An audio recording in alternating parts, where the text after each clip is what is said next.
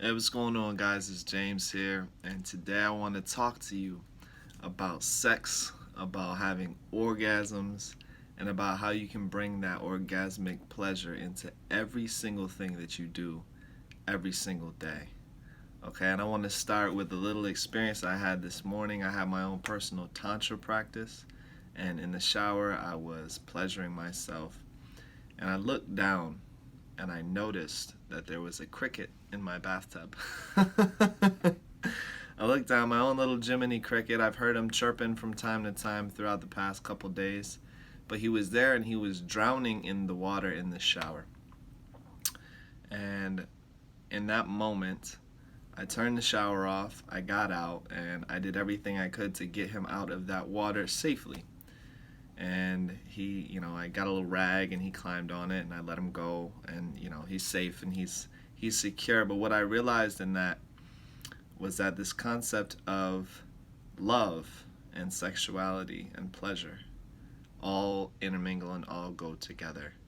And in that moment, my own pleasure, my own gratification, my own Tantra practice literally just melted away. It didn't exist because there was another creature, there was another being that was in distress.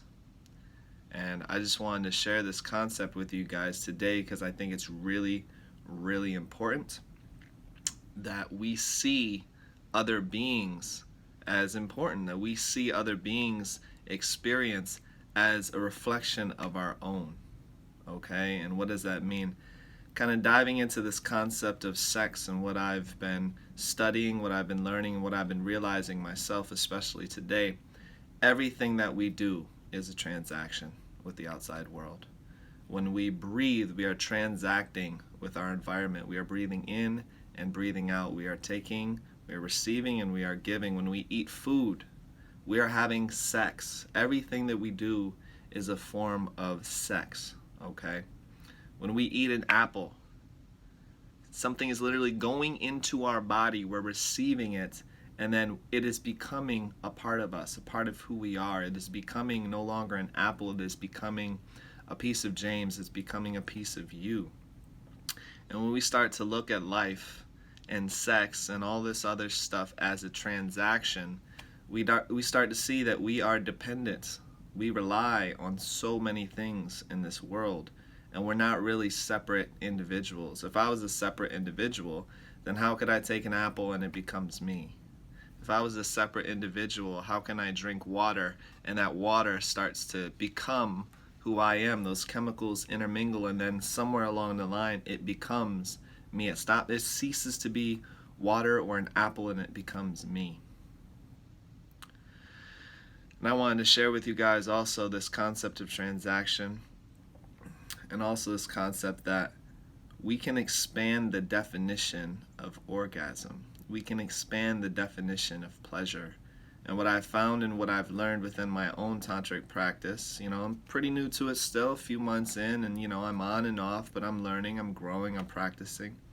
What I'm learning is that a lot of times, especially from men, and I can only say that because I am a guy and I've experienced it and I've talked to some men, we localize our pleasure in our what.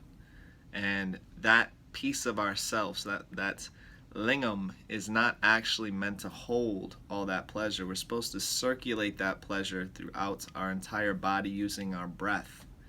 We're supposed to hold it in every cell, every muscle, and every fiber in our being, not just in that one little space. And no wonder when it's held up in that one little space, it overflows and it just explodes, right? That's the reflex that we're all so used to. But when we can circulate that energy, when we can breathe it in, it becomes pleasurable everywhere. Our skin, our taste, our sight, our smell, everything becomes so pleasurable. And after I got out of the shower, I was brushing my teeth, and I just went to the dentist yesterday. And I got to see x-rays. I got to see underneath this thing, this little smile, this little veneer. I got to see what's happening in my jaw. I got to see the roots. I got to see underneath. I got to really understand what's happening with my teeth. And I thought that was such a perfect metaphor for when we are having deep, deep experiences with other human beings, especially. When we have sexual experiences, we can be on the surface. We can look at the smiley teeth. We can look at that. But what's underneath that? What's the real experience? What's the real pleasure? What's their emotional life look like? What's their mental life look like? What does their body say to you, even past the words? What is that experience like? And I was brushing my teeth and I realized I can make love to myself. I can make love to the universe. I can make love to my food. And I was brushing my teeth and I realized it was such a pleasurable experience that I have been just disregarding. I've been disregarding my whole life just because it's something I do. It's a habit, something I don't even think about. And when we don't think about those things, when we don't focus on them, when we don't bring our consciousness to those experiences, we lose the moment and we lose the connection to the pleasure that's within it.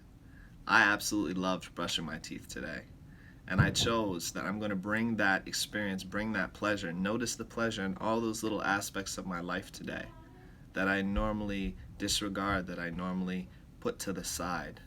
Okay, and I just wanted to share that with you guys. What areas of your life are you not focusing on? Are you being unconscious in? Where can you bring in and notice that pleasure, even in the daily activities like eating or the daily activities like brushing your teeth?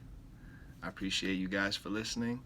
Bring that pleasure into every aspect of your life and notice that you are transacting with everything that you come into contact with, whether it be a bug like a cricket or it be your beloved. Peace.